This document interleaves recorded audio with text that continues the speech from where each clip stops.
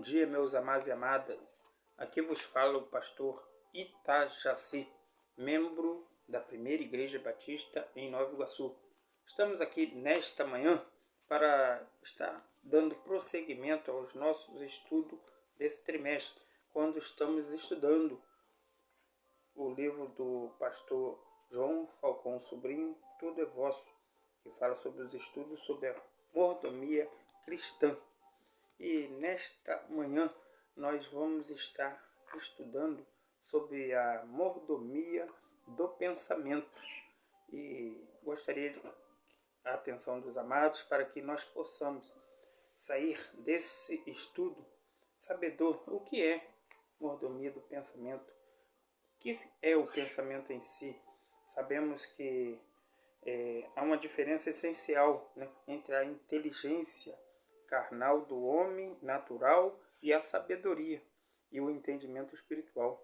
Que nós precisamos entender nesta manhã é que precisamos ser mordomos também do nosso pensamento.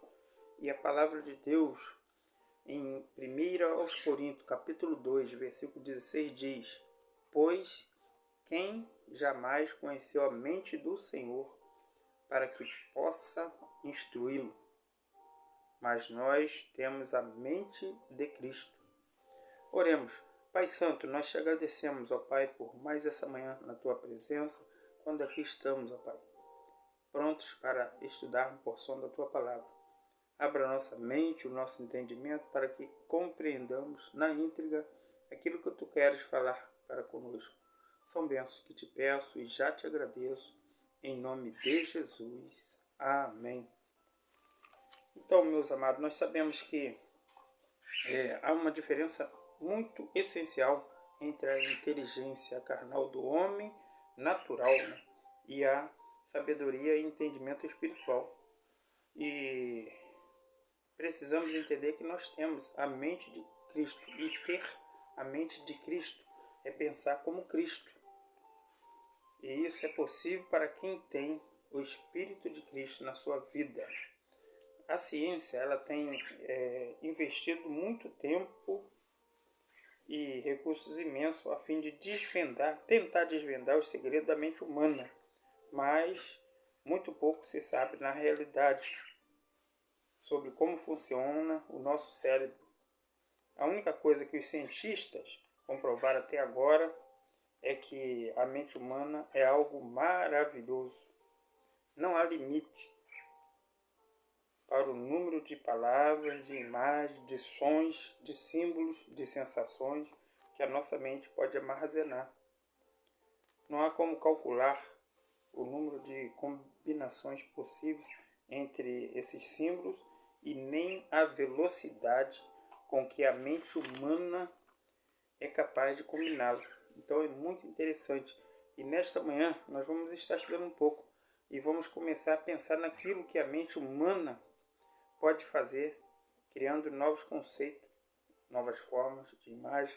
Então a nossa admiração cresce sem medida. E podemos dividir, assim, a mente humana para efeito do nosso estudo em quatro fases distintas. A primeira fase é a memória, o que é acumulado nos bilhões de neurônios do nosso cérebro. A segunda fase é a análise, que é a avaliação dos dados armazenados na memória, o intercâmbio entre os símbolos digitados nos neurônios. E a terceira fase é a imaginação, a fantasia, o que só existe internamente, sem relação formal com a realidade externa. E a quarta fase, que é a elaboração do pensamento, ou seja, a associação entre os dados da memória analisados e a imaginação postos em ordem para serem aplicados à realidade externa, que é a vida. E a mordomia cristã do pensamento, ela abrange essas quatro fases na totalidade da mente, e como veremos nos tópicos a seguir. Nesta manhã nós estaremos estudando alguns tópicos para nosso aprendizado. Primeiro tópico vai falar sobre a mente santificada. O segundo tópico vai falar um pouco sobre o pensamento dominado pelo amor. E o terceiro tópico vai falar sobre o pensamento dominado pela fé. O quarto tópico, vamos falar sobre a mordomia das artes, da ciência. E terminando, né, o estudo, nós vamos estar falando um pouco sobre o mordomo cristão na era virtual. Então, que nós possamos, nesta manhã, sair daqui entendendo um pouco mais o que é realmente mordomia do pensamento. Iniciemos com o primeiro tópico, que fala sobre a mente santificada. E nada melhor do que nós estarmos na Bíblia, né? E a Bíblia, ela diz ali no Salmo 119, versículo 11, quando o salmista diz: escondi a tua palavra no meu coração para não pecar contra ti. Escondi a tua palavra no meu coração para não pecar contra ti. E esconder aqui é dar valor no íntimo, é amar, deixar que a palavra penetre no profundo da alma, devido ao amor devotado ao seu autor. E a nossa mente, meus amados, ela é abastecida pelo significado de tudo que vemos, ouvimos e fazemos. E ouvir, ler, meditar, decorar, interpretar profeticamente na maneira de viver é o meio pelo qual a palavra de Deus penetra no nosso coração e limpa, purifica, santifica a nossa memória e dá também a nós o discernimento espiritual da verdade. Ajuda-nos a conduzir a nossa imaginação, nossos sonhos e nossa vontade na direção da santidade do autor da palavra, que é Deus. E o salmista também, né, ele nos fala que como purificará o mancebo o seu caminho. Essa pergunta do salmista é para responder mostrando que nós precisamos observar segundo a tua palavra. Observando a palavra de Deus, nós vamos estar automaticamente purificando o nosso caminho. E o próprio salmista diz, né, que o Senhor Jesus, aliás, ele diz ali em João, quando ele fala que eu sou o caminho, a verdade e a vida. Ninguém vê ao Pai a não ser por mim.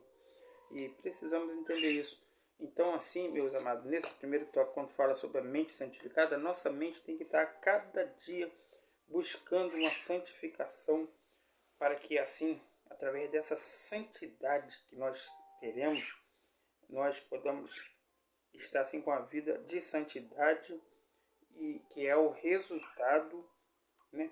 É o resultado da santidade da mente, que se adquire pelo conhecimento e a prática da palavra de Deus.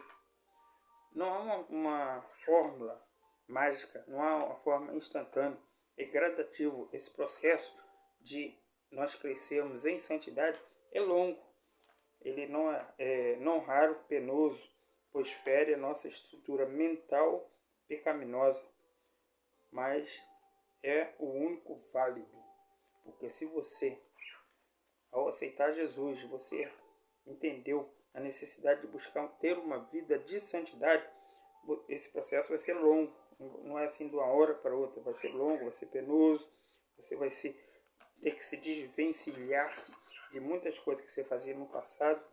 Mas é muito válido. E quanto mais, né, nós tivermos assim uma saturação da palavra de Deus, quanto mais nós estivermos com a mente ligada em Deus, quanto mais nós estivermos realmente estudando a palavra de Deus, mais santa será a nossa vida. E assim nós estaremos realmente tendo uma vida com a mente santificada. O segundo tópico, né, nós podemos ver também, que fala sobre o pensamento dominado pelo amor. Que maravilha, né? Você ter também um pensamento como o de Cristo, dominado pelo amor. E Romanos capítulo 5, versículo 5 diz: o amor de Deus derramado em nossos corações pelo Espírito Santo. Que maravilha eu e você podermos, através da nossa vida de santificação, nós temos também esse amor de Deus derramado em nossos corações pelo Espírito Santo de Deus, que nos foi dado quando da nossa conversão a Cristo, e é o poder único para que a nossa mente pense os pensamentos de Deus, porque nós sabemos que tudo que é verdadeiro, tudo que é honesto, tudo que é justo, tudo que é puro, tudo que é amável e tudo que é de boa fama, se há alguma virtude e se há algum louvor, nisso pensai. Precisamos a cada dia pensar nisso, né? No que é honesto, no que é puro, no que é justo. E para fazermos isso nós precisamos, né, ter realmente a mente de Cristo fluindo na nossa vida. Nós podemos ver, meus amados, que para termos esse pensamento dominado pelo amor, nós precisamos entender que é preciso nós controlarmos os nossos pensamentos. E no controle desse pensamento, a resposta é o amor. O amor de Deus e o amor de Deus a cada vez mais primeiramente na nossa vida. Porque depois o amor ao próximo no mesmo nível do amor a si mesmo. Então, o próprio Deus, né, ali quando ele deixou os seus 10 mandamentos, ele falou: amar a Deus sobre todas as coisas e a seu próximo como a si mesmo. E nós precisamos que, à medida em que o nosso pensamento for dominado pelo amor de Deus, a nossa vida será uma vida dominada pela paz que excede todo o entendimento, conforme o apóstolo Paulo fala ali aos Filipenses no capítulo 4, versículo 7. E isso significa que está além da nossa compreensão e a nossa natureza, e a profundidade da paz que resulta de um pensamento dominado pelo amor. Sabemos que o amor, ele pinça da memória somente os dados positivos e benéficos. O amor, ele não apaga da memória os fatos ruins, mas analisa-os à luz do perdão, tanto do perdão de Deus para com os pecados que nós cometemos, como do nosso perdão aos pecados dos outros contra nós. Muito interessante isso, porque nós precisamos ter o nosso pensamento dominado realmente pelo amor. Quando Jesus ali, né, ensinando ali os discípulos, ele diz: perdoa as nossas dívidas como nós perdoamos nossos devedores. Muito interessante isso. Então nós vemos que o amor, ele não apaga, né, da nossa memória os fatos ruins, mas ele nos faz analisar a luz do perdão de Deus para conosco, para que nós possamos também perdoar os pecados dos outros. Então o amor, ele torna impossível a gestação de fantasias malignas e de imaginação pecaminosa. Se eu e você realmente estamos calcados na luz de Cristo, se eu e você estamos realmente buscando ter uma mordomia do pensamento, buscar ter uma mente santificada, buscar estar com o nosso pensamento dominado pelo amor, automaticamente, né, nós vamos estar realmente não fantasiando fantasias malignas de imaginação pecaminosa, mas estaremos sempre buscando ser dominado pelo amor de Deus. E o pensamento elaborado sob a tensão de um amor puro é sempre um pensamento construtivo.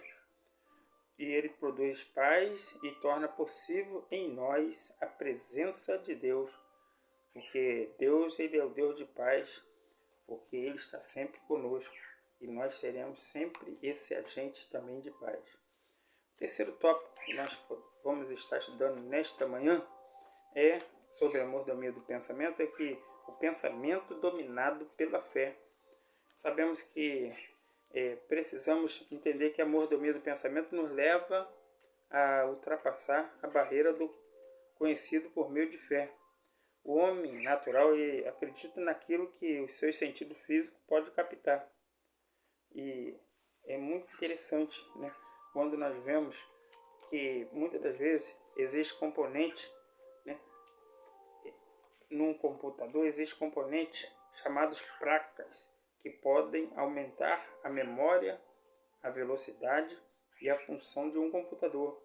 E a fé, como uma placa que amplia ao infinito, alcança a mente humana, e Jesus prometeu o nosso Consolador, né? Jesus ele prometeu o nosso Consolador, que ele nos ensinaria todas as coisas e nos faria lembrar de tudo quanto ele tinha nos dito. E interessante, meus amados, que ali no início da igreja primitiva, nós vemos ali os discípulos, né, se lembrando de tudo aquilo que eles passaram, aqueles aproximadamente 3 anos e meio com Jesus ali naquela escola, e eles lembraram mesmo, né? Tanto que no discurso de Pedro ali, quase 3.000 almas se converteram. Então, muito interessante. E esse Consolador estava ali com eles e está conosco hoje também, meus irmãos. Ele está em todo momento conosco, nos consolando, nos confortando, nos mostrando que nós servimos a um Deus Todo-Poderoso, que nós temos realmente que nos policiar para que o nosso pensamento seja dominado pela fé. E cabe aqui, meus amados, uma advertência. O homem não é Deus. O homem não é Deus. O seu pensamento não produz fatos ou coisas sobrenaturais.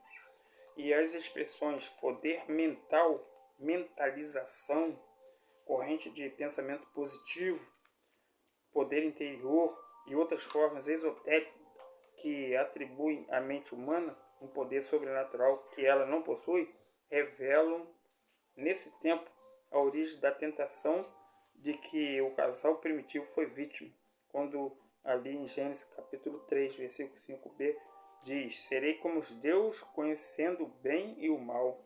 Nós sabemos que não foi bem assim. E no meio cristão, expressões como oração poderosa, palavra de poder e outras têm um sentido esotérico e não cristão. Precisamos estar atentos a isso. O poder da fé não é um poder humano, e como se o homem fosse um Deus, mas é o poder da graça de Deus que responde à oração da fé. O poder da graça de Deus que responde à oração da fé. É o poder sobrenatural da oração e é o poder de Deus acionado pela fé e não o poder humano. Precisamos estar atentos a isso, para que nós venhamos a estar errando na nossa mordomia, né, do pensamento dominado pela fé. E o próximo tópico, meus amados, vai falar um pouco sobre também a mordomia das artes, da ciência.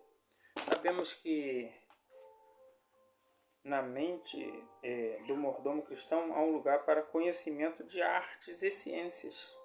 E muitos cientistas e artistas têm sido cristãos piedosos. Não há incompatibilidade entre a ciência e a fé cristã.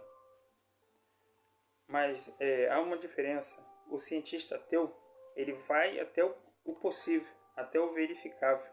Agora o cientista cristão, ele segue em frente, pois a fé ela é o firme fundamento das coisas que se esperam e a prova das que não se veem, conforme Hebreus 11:1 relata.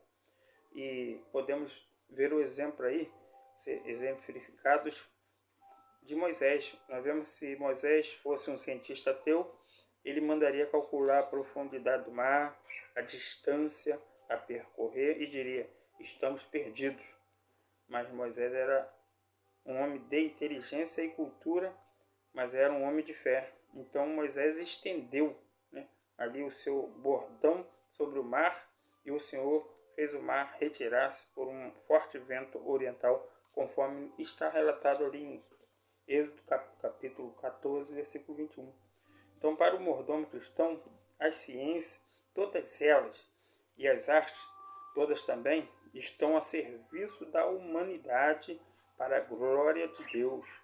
E como seria maravilhoso se os jovens de nossas igrejas nesse tempo sentissem um chamado de Deus para estudarem com afinco, a fim de se tornarem cientistas cristãos. Que maravilha seria nesse tempo nós vemos aí os nossos jovens estudando a palavra, se inteirando na palavra, buscando entender na íntegra o que realmente é a mordomia das artes da ciência. E assim eles teriam bênção na obra de Deus e estariam ajudando também a povoar os céus. Como seria maravilhoso, né, se os nossos jovens de talento estudassem e desenvolvessem as suas artes também para a glória de Deus.